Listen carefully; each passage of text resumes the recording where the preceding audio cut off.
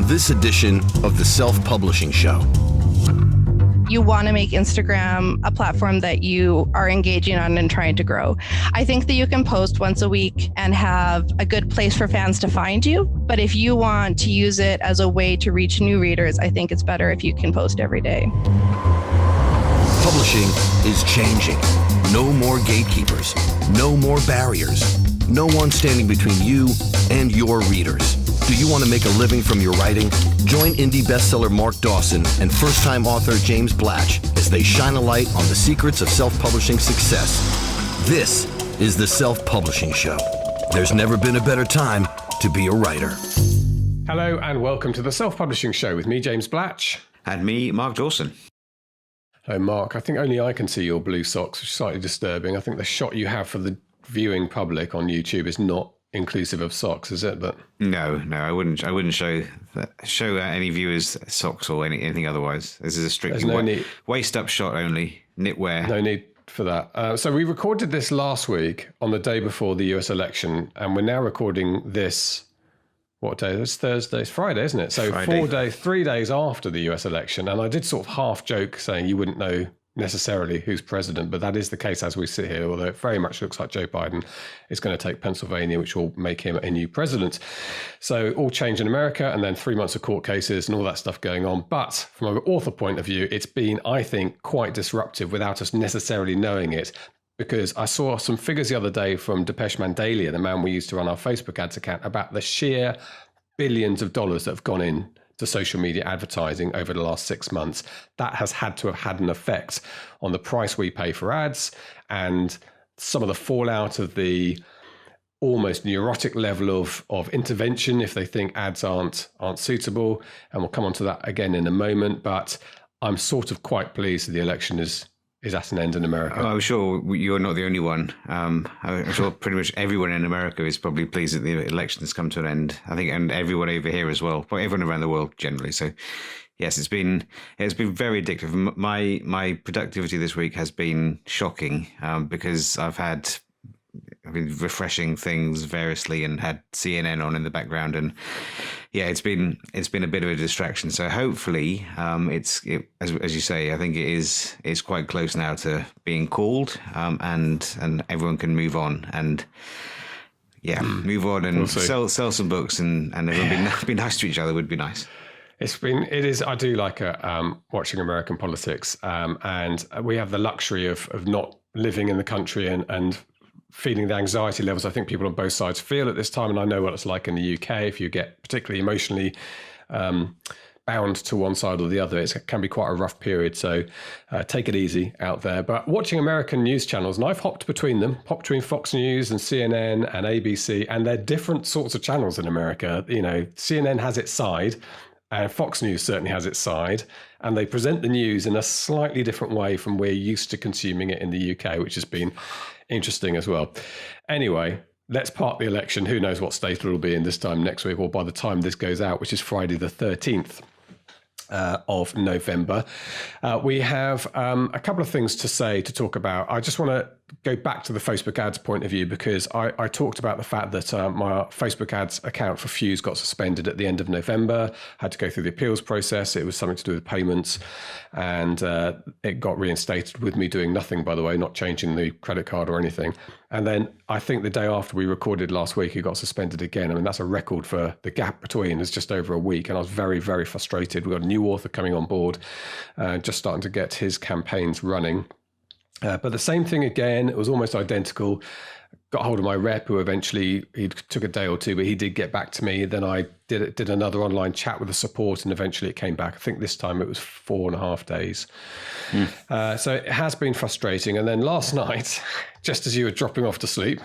Yeah, I woke up this morning at about 5:45, and there was a message in our Slack channel from Depeche, who, as you said, does the SPF ads, and urgent and account disabled. And I checked in my email, and lo and behold, there was an email from Facebook disabling the account for policy violations. Obviously, we haven't done anything differently in the ads that we run, and we've also, over the course of the last 4 or 5 years, we must have spent $1 million with Facebook. I don't know. It's a lot of money in terms of the advertising. So, it's not like we're a new account with no history. We're a very well-established account.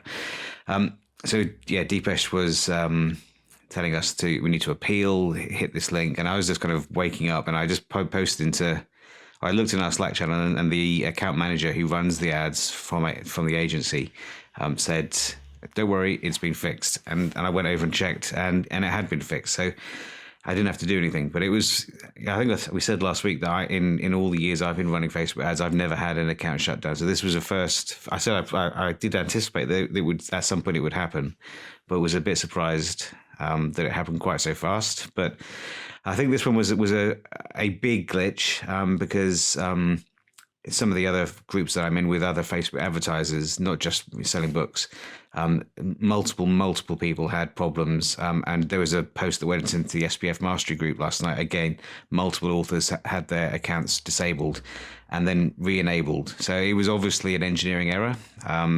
But Facebook is a very wonky platform at the moment.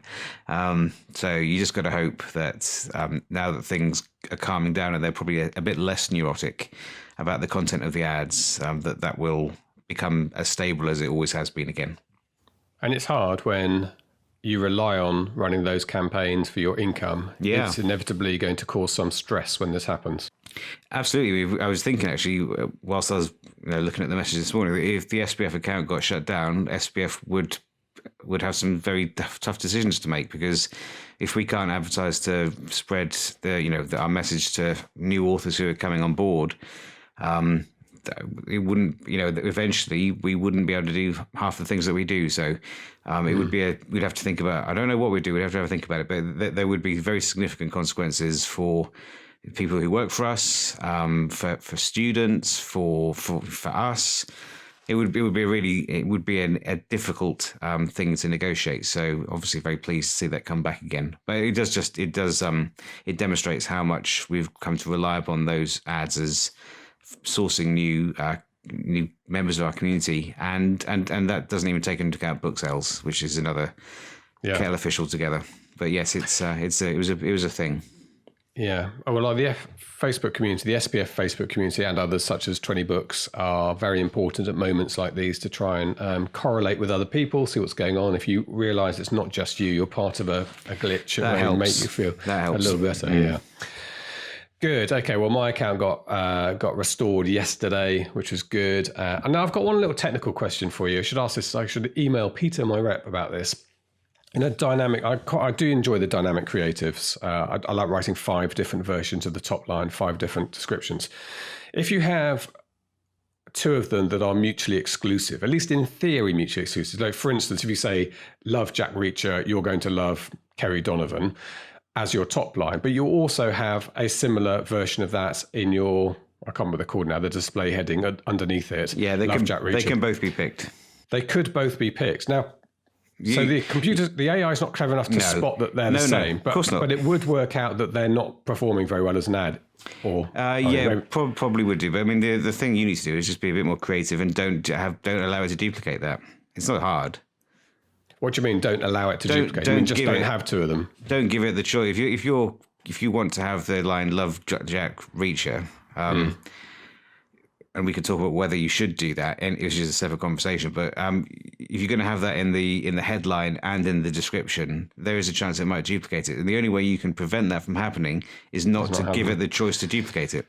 But the other thing that occurred to me is that it's often surprising what does work. Something that looks wrong and clunky to you, that's very strangely true. Seems to gather evidence. Anyway, I've seen some ads recently by authors who are doing exceptionally well. I mean, like exceptionally well. And I would have said that their ads were absolutely dreadful.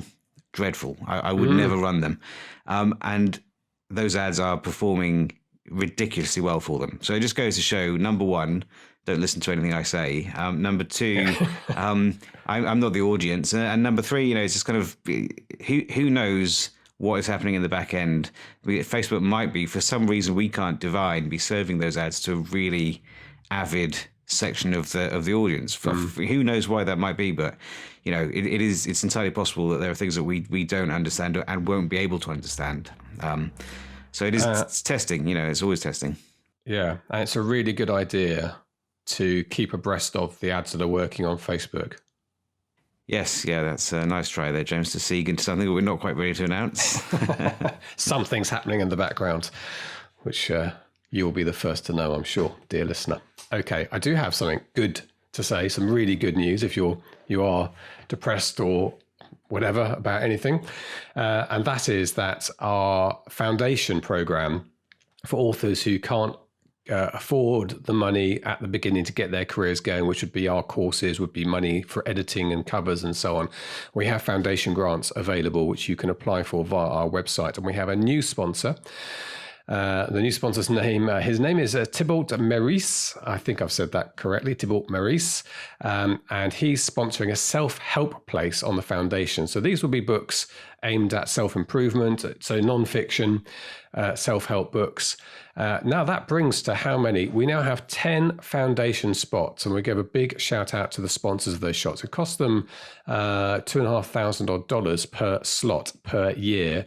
So we want to say a huge thank you to Mark Racklow, who is also non-fiction, a bit broader non-fiction, Lucy Score, the superstar romance author, Dawn Brooks, cozy mystery, Tony Moyle, multi-genre, and written word media. In addition to that, of course, we ourselves make up the difference up to that, those 10 slots, and Reedsy. I'm going to go on. Don't forget Reedsy. Yeah, absolutely. Don't forget Reedsy. Yeah, Reedsy, who are a key sponsor for all of those. And great partners with us. And it's a great thing that Reedsy do. And it's a great thing, I think, that SPF does as well. So you can apply for that on the foundation page. If you go to the Self-Publishing Formula website, selfpublishingformula.com, you'll see SPF Foundation on the top right. Go through that process. We tend to do our selections towards the end of the year and announce them in January. I'm not sure if we're going to do this one early or I don't know. We'll try and find out. But anyway, we'll keep the webpage updated.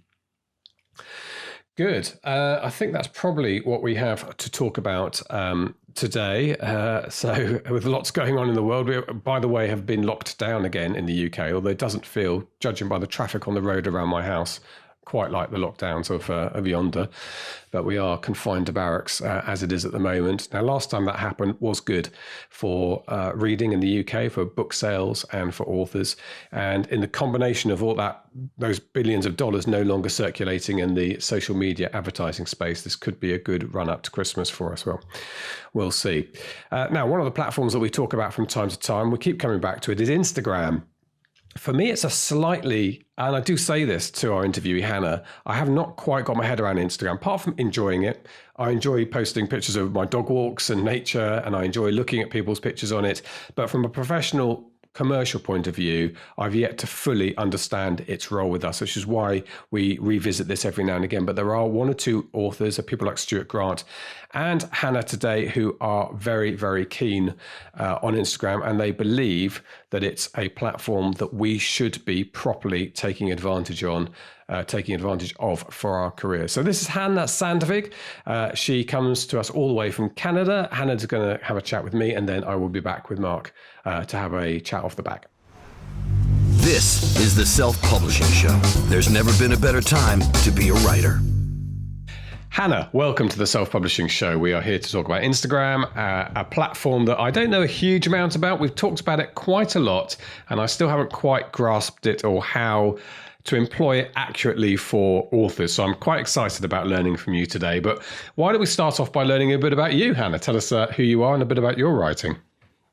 Hi, my name is Hanna Sandvig. I live in BC in Canada, and I write fairy tale retellings.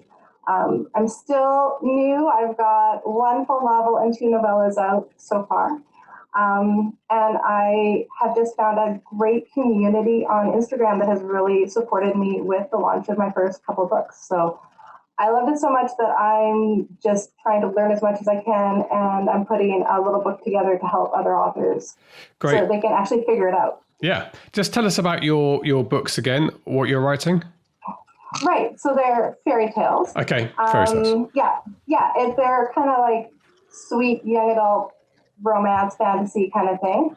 My first one is The Rose Gate, and it's a Beauty and the Beast retelling.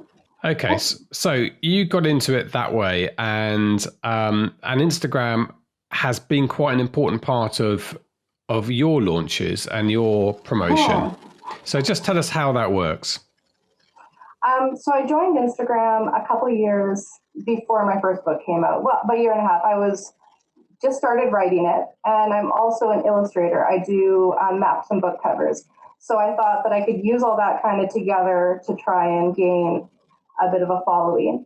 And I just started posting about mostly other books that I thought were similar to my book that I was writing. So things that hopefully people that would like my book would also like these books. And like books that I honestly enjoy, right? Because I'm a reader. I'm posting about books and I'm posting pictures of my art and just slowly gaining relationships with people who also love the same sort of books that I do.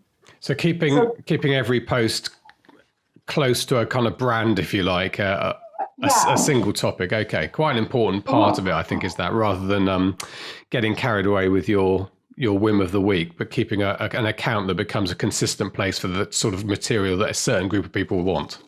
Yeah, exactly. I do get a little distracted sometimes. I love science fiction. I love other stuff, but 90% of it trying to aim for that kind of young adult fantasy market. Then people start to follow me who like the same books I like because they want to talk about those books with me. And it's just kind of a community around that. So that when I started talking about my book, then there was also already a following who was interested in that sort of thing. So definitely not everybody. But when I started asking, like, I've got this book coming out, does anyone want to beta read it for me? I always see people trying to ask, how do you get beta readers? How do you get beta readers who actually read the kind of book that you're writing? And that's how I went about it. I just posted on my Instagram, and people who thought, I like fairy tales, I like the books you've been posting, they offered to beta read for me. And I got about 10 beta readers before I had a book out even. Okay, so we paused briefly to sort out a sound issue. I think I sort of worked out that the microphone you had in front of you wasn't working, but that's working now. I'm new to this. Sorry. That's all right. So it sounds a lot better. Okay, well, let's. So you got beta readers, and also you're somehow building an audience potentially for your book, of course, at the same time. Yes. And this is, let's just clarify, this is all organic. Yes, completely. You're not running any Facebook ads or Instagram no ads? No ads, no nothing, no. Okay. And how successful was it? It was pretty good for a first book, I think. I had about, I had 100 people on my newsletter list before I had a book out. So and that was all from Instagram. I just had the link up, and whenever I mentioned it, I'd be like, and you can, join my newsletter if you want to know about the launch. And then when I launched it, I had about 35 ebook pre-orders before I launched, and then about 20 paperbacks sold the first day.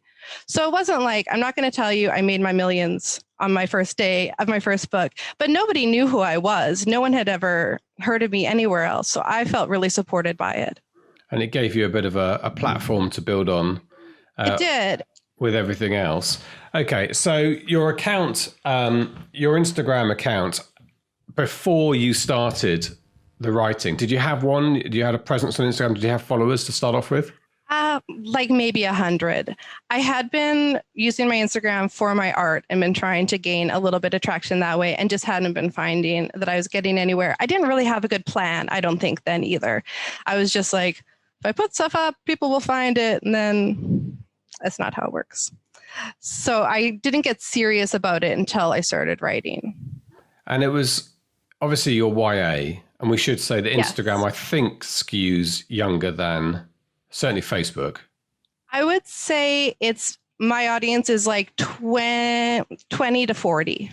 Okay, quite wide. And mostly women. So it's not like teenagers. No. But definitely, I think that over 40, they're more likely to be on Facebook.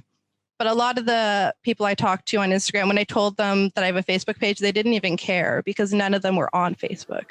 Yeah. So I do think it's a separate audience for sure. And it definitely seems to work best for books that women between 20 and 40 love.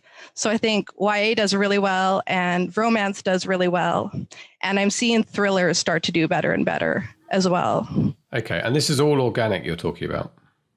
Yes. Yes, this is just like, it's all about the community on Instagram. It's like, these are people who you use the right hashtags and you become part of the community, and they're sharing books all the time. So those are the sort of books I'm seeing shared are YA romance and thrillers a little bit more.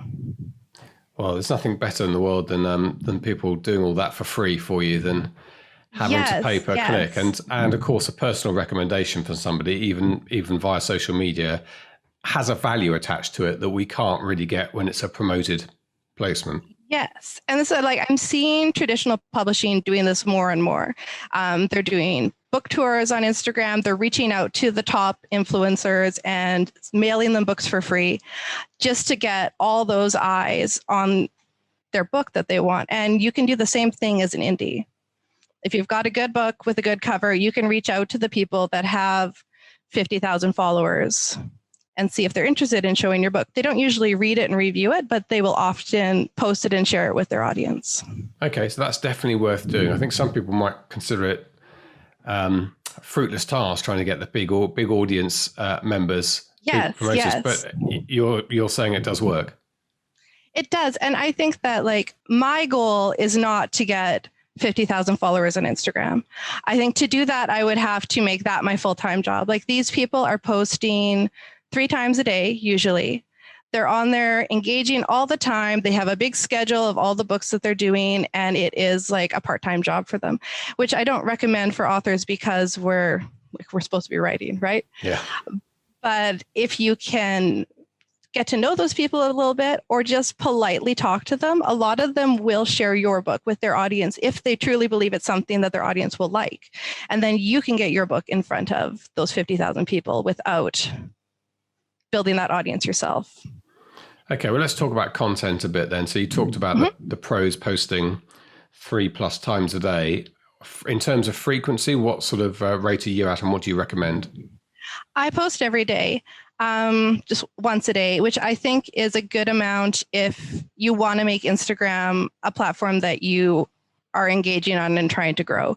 I think that you can post once a week and have a good place for fans to find you. But if you want to use it as a way to reach new readers, I think it's better if you can post every day.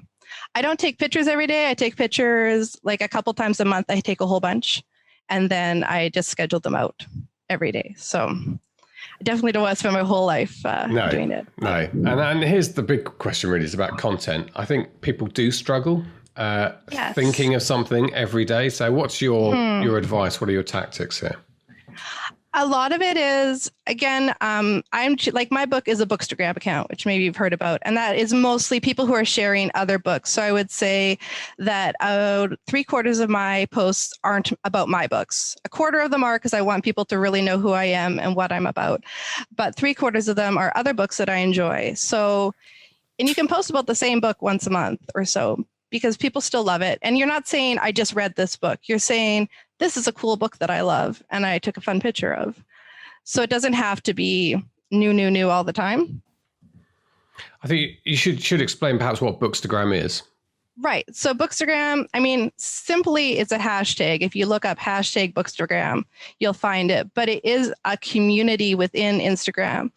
It's mainly that YA romance audience I was talking about of women. And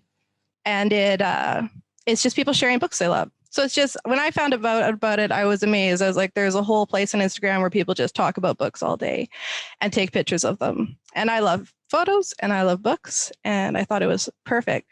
So because of that, because we're all just, you go into it as a reader and you're talking to people about the books you love. And that's how you kind of build those relationships.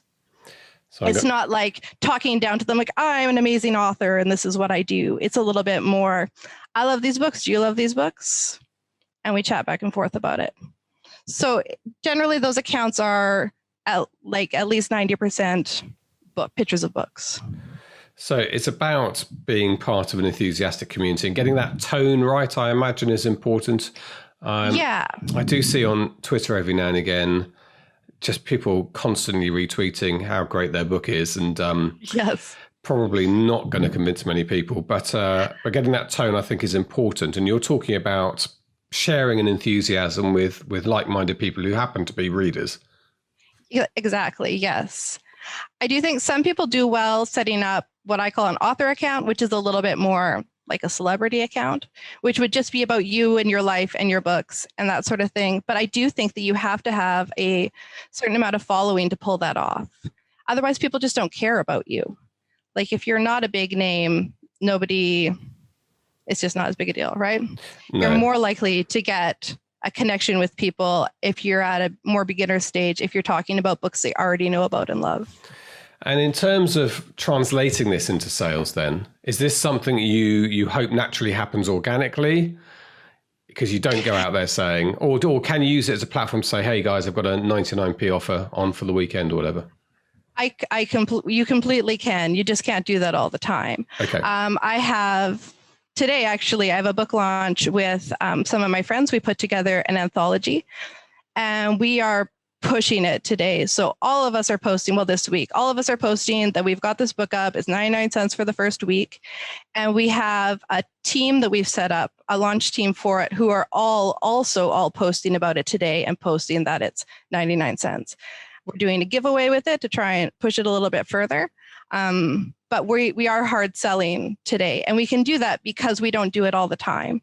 So the people who follow us are invested in us and they want to know that we have a new book coming out and there's something exciting happening because they're already, they know that we're part of their community. So they love it. But if you did that all the time, then you're not giving them much. Sure. And this is working for you? It is. Yeah, I have steady growth on my newsletter. And when I post about my paperback, I almost always sell one. I have a paperback that's illustrated because I'm an illustrator. So it looks pretty in the photos and I can always track back until I've sold a couple every time I show it. And it's just slow growth. So it's not an overnight thing, but the people that have found me there have been very dedicated fans. And I love that people are willing to, again, share your stuff on their platform as well. So you can get a much wider reach within the community than you could do on your own. And there must be a reasonable number of members of the audience there who will never join your mailing list, but exist on Instagram. Oh, yeah, for sure. And I have found too that some of them, they're on my mailing list, but when I put out a call because I get my beta readers, my ARC readers, and typo hunters all now through my mailing list, but I'll post it on Instagram as well. And I know there's people on my mailing list who only talk to me on Instagram because it's easier. I'm like, I know you saw that on my mailing list. So. Yeah. Because we know everything, right? Okay, well, let's talk about the book. I think you're putting a lot of these nuggets down into a book. Just tell us about that. Yes. So it's Instagram for fiction authors. It's going to be coming out November at the latest. I'm hoping for October. I've got the first draft done. But the key thing I'm trying to do is I'm working on getting as many interviews as I can from other authors to include in the book. Because I feel like if it's just me, it's just my perspective and what's worked for me. And that is interesting, but it's not nearly as useful as getting kind of a broader community approach to it. So I'm working on getting at least 30 interviews. I've got about 15 so far. And including all of those in the book. But it's going to be very practical. It really goes through things like as broad as how to gain an audience and as like narrow as how to figure out how to use hashtags and what exactly you should post about and what are good props to use in your photos and how to ask questions to get good engagement. I really want it to help people craft good posts and just see growth in their accounts. Yeah, those content tips are worth their weight in gold, I think, for people who want to do it. Yes. Do you, or just on the practical side, so one practical question, we'll talk more about the book in a moment, but do you use scheduling software? I do not. Instagram doesn't like it. So a lot of them go against their terms of service. You have to look at it, but you have the potential to get your account banned, which I would not mess with. I use Facebook Creator, so I can post on my computer, which I find helpful because I don't take my pictures with my phone. I take them with my camera. So I edit on my computer and then post there. But I don't, even they have a scheduling thing and it's glitchy. So I don't bother. I have my photo ready ahead of time, but I post when I post. And do you post at the same time every day?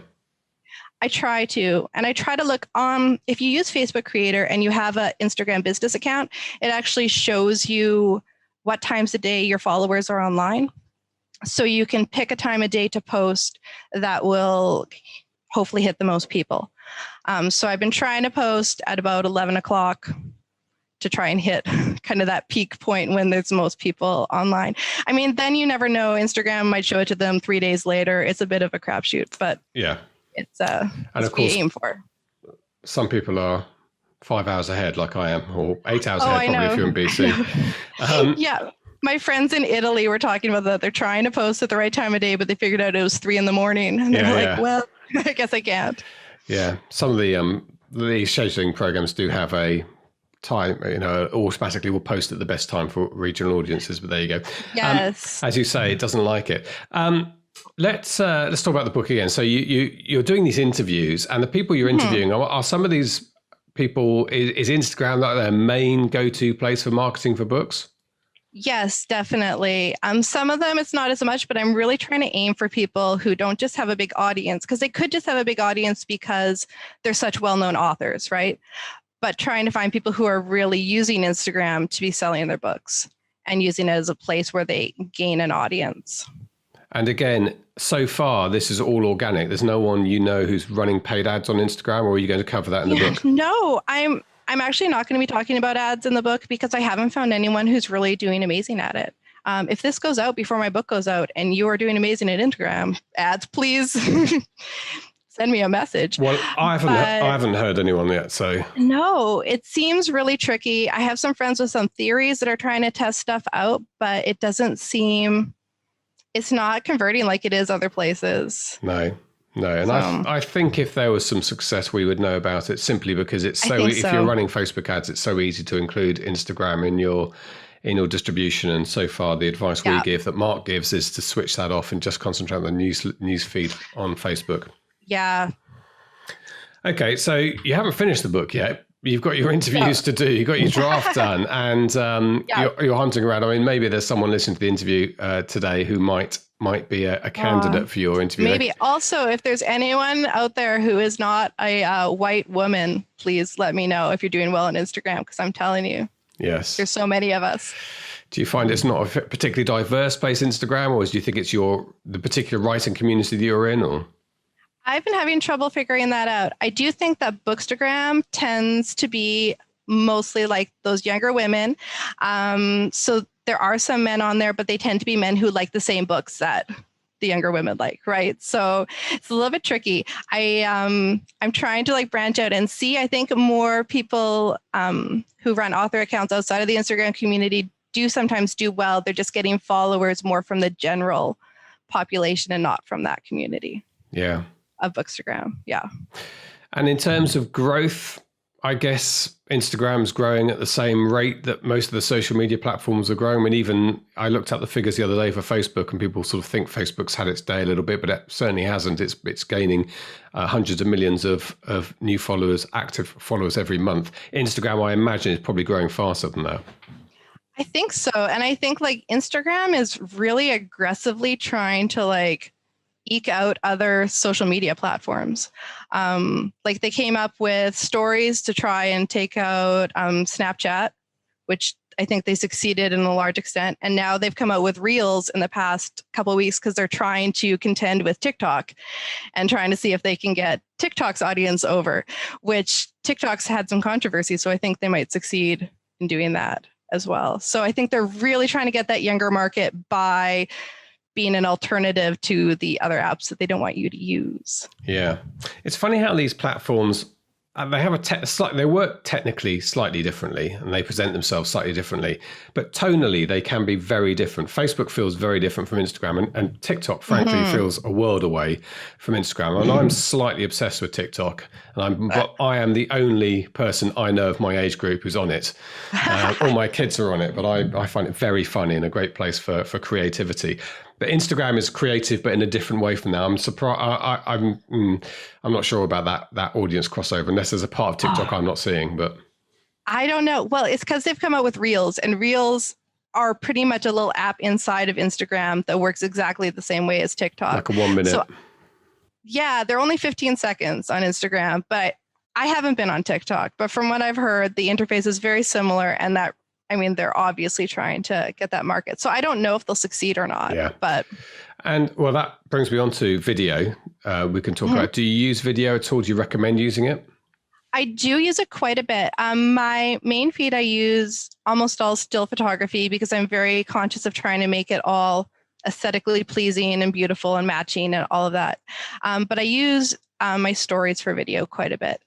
And for those, I just pick up my phone at any time and just chat with my audience, give them updates, show them what's going on. And they're very unpolished and just quick communication. So I love that because I do think you build more relationship if you use video. I think if people can like hear your voice and see you talk, they start to feel like they know you. Yeah. And it's those relationships, like to sound mercenary, but that is how you sell books, right? You get people who feel invested in you and they want to support you because they feel like they know you, and then they go after your books. So I do. And also how you build community. Like there is a big author community on Instagram.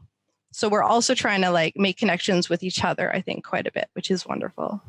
Yeah, well, it's easier with video. Definitely what we talk about with video on the other platforms as well. Whatever you use, when you have that, it's the next best thing to being in the same room as somebody, and they are more likely to feel loyal to you as a result of that. Good. Okay. So when can we expect the book?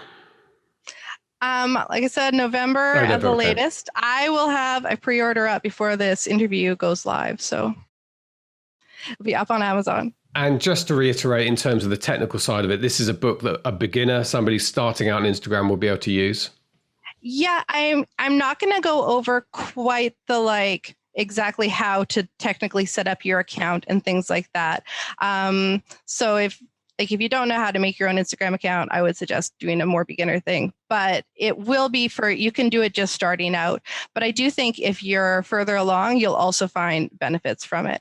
Because I really have tried to gather all the nitty gritty little details. And it's stuff that's easy to have missed if you're not going through it all, that might optimize and actually help you start gaining followers if you're having trouble getting your Instagram to like gain traction. Yeah. So both sides. So for people who are on Instagram and are trying to make it work for them, do you have one sort of takeaway tip for them, the sort of common mistakes you see people making? My number one tip is to start every single caption with a question and put it right at the top, a question for your readers. It makes them something that they really want to answer, because then you get comments right away, which will help the algorithm realize your post is fun and more people will see it. But it also, again, getting them to talk to you builds that relationship. And it can be as simple as like, do you drink coffee or tea? Or it can be like, what have you read recently that you like? Anything. It has to be pretty quick to answer because they're scrolling and they don't want to like sit and think for 10 minutes about your question, but just start with the question. You have to put it right at the top because Instagram cuts everything from that first line down. So when they're scrolling, they need to look and go, ooh, I want to answer that. And so how many characters do you get that show in vision? Oh, I don't know exactly how many characters it is. I should check that. Okay. But it's not many. But it's not many. Okay. Yeah, so I can see now you get the word more, ... more after. Yeah, exactly. Not that many. Yeah, I'm just having a look at the Bookstagram hashtag actually. Yeah. There you go. Yeah. Okay. So that's a good tip. The other thing I think I mentioned, you mentioned earlier that you use a camera rather than your phone for photography, which is pretty outstanding in this day and age. That somebody's got an actual camera, but that reminds me that Instagram is an aesthetically pleasing environment, and it doesn't matter so much with Facebook and Twitter, and obviously TikTok works in a different way with video. But for Instagram, the aesthetics do matter. They really do. I was a portrait photographer before I started doing this, so I had all the gear. You don't have to have all the gear, but I do think you should be real about yourself if your camera phone is actually terrible. Some people are like, it's good enough, but some of them aren't. Some of them are really good. But you do need to have a well-lit, clear photo. And it does help if you have a bit of a theme running through it of like common colors, you edit them or use a filter in a similar way. So when people look at it, they can kind of get like a sense of a mood of what your account is about. I always say that people will like a post, but if they go to your account, then they look at the feed and then they decide if they're going to follow you. They're just going to glance at those top 9 to 12 photos and go, oh yeah, that looks pretty fun, and they'll follow you or not. But if it's just a mishmash, then they can't really get an idea of what you're about, and they probably won't bother. Yeah, brilliant. Well, Hanna, thank you very much indeed for joining us. If people have been sparked into thinking, I think I could do an interview, I'm doing well on Instagram, or maybe even that holy grail of Instagram ads, how do they get in touch with you? They can get in touch with me on Instagram. I'm at Hanna Sandvig. Or you can have a look through my webpage. I've got, bookcoverbakery.com is a place you can get a hold of me. That's where I do all of my map work out of, and it's got a contact form, or on hannasandvig.com, which is my author site. Superb. Well, Hanna, send me an email. Yes, I'm sure they will. Thank you very much indeed for being with us on the show.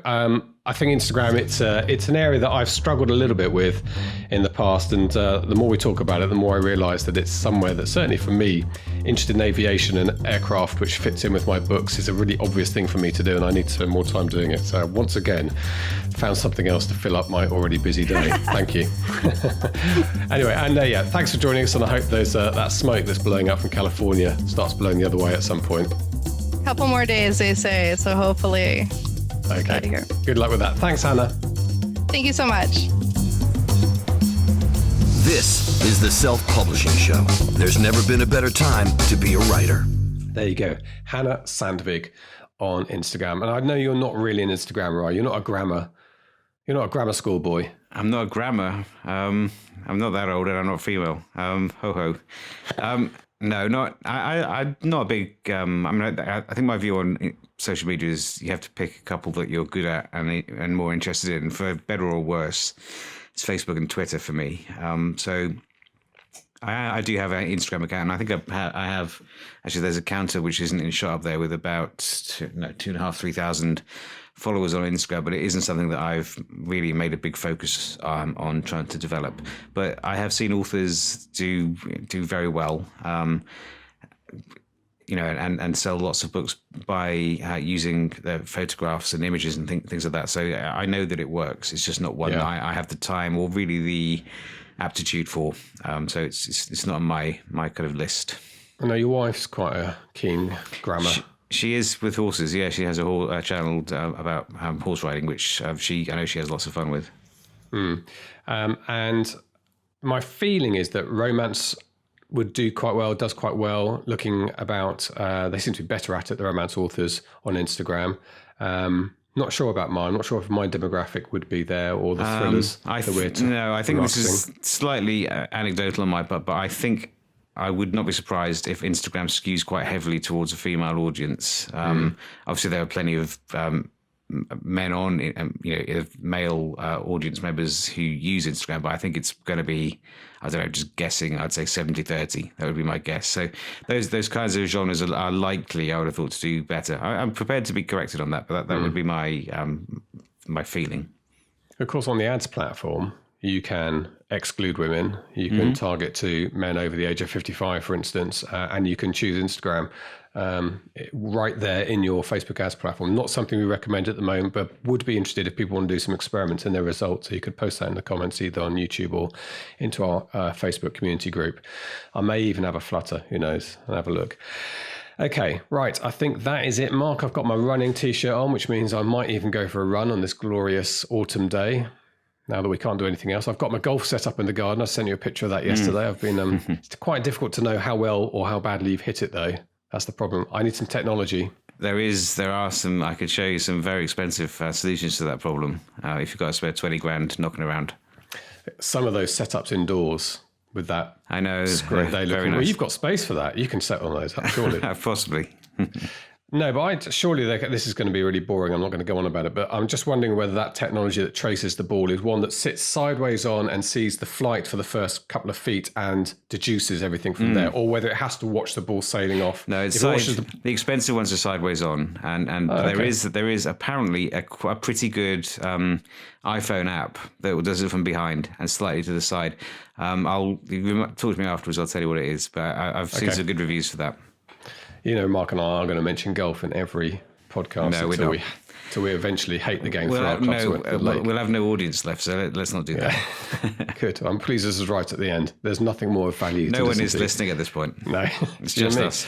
Just carry on, couldn't we? We could announce a secret prize. Okay, look, thank you very much indeed for Hanna Sandvig for taking part in this episode. Thank you very much indeed for listening or watching. I hope you have a great week. All that remains for me to say is a goodbye from him.